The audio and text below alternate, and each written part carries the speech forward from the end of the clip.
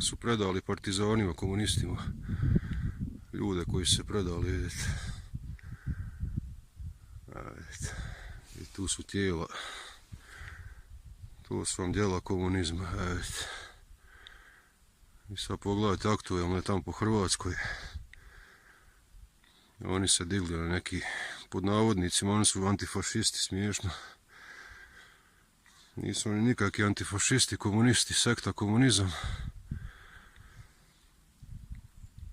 Nego zločinačka organizacija. Razumijete, katastrofa. I pazite sad ovdje. Tu su još tijela, koliko ja shvaćam, ispod na Tišć. Tamo vam je dalje otprilike Laško, Huda jama. Laško otprilike, ja sad kažem, jel?